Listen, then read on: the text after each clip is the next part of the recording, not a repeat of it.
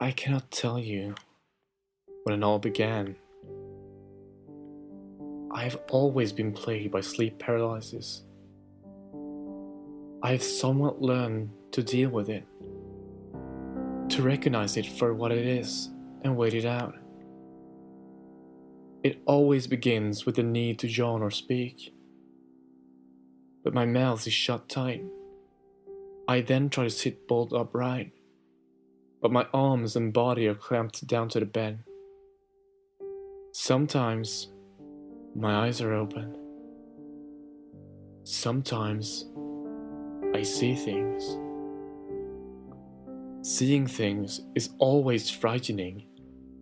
Tall, inhuman shadows that glare at me, grinning, slender-clawed hands stretching until I fully wake up. Then, there are the times when I awake underneath my bed sheets. I feel the weight of the things as they kneel on my chest atop the sheets, pinning me down until I fully awake and can move again. This is normal sleep paralysis. I have read that people from around the world have similar experiences. The horrific sights, the pressure on the chest of the victim, it's all in the mind of the sleeper. All a more intense version of a nightmare.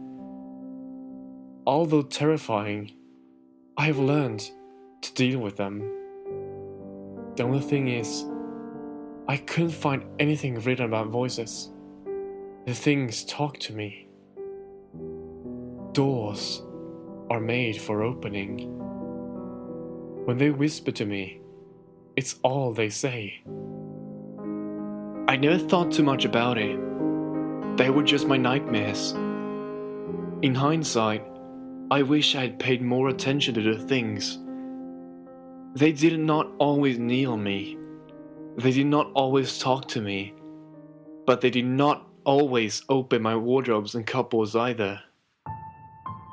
The first few times that I woke normally to find my wardrobes and cupboards open, I assumed I left them that way when I went to bed.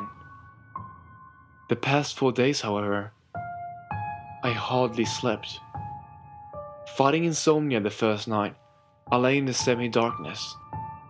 That night, the wardrobe doors swung violently in front of me, and I remained frozen in fear until the sun came up. The second night, I had tried, and failed, to sleep downstairs.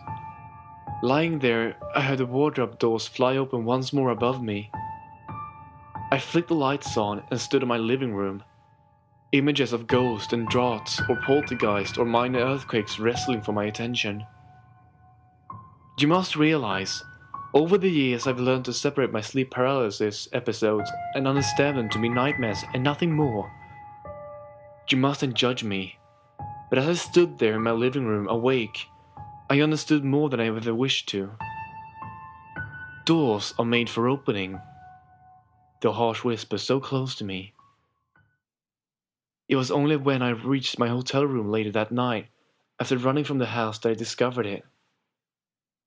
I have no idea when it was drawn. Just a few lines. Unmistakably a door, marked in charcoal, on my chest. I tried to wash it off, but the stain remained. And it's still there. I've been in the hotel room for 2 days now, always with the lights on and always awake, except for whenever it was. I must have succumbed to exhaustion and fallen asleep. I'm awake now, but this whole ordeal is going to be over soon. How do I know? Because I can't scream. Because I can't move my body. And because the grinning things with clawed hands are now looming over me, whispering to me.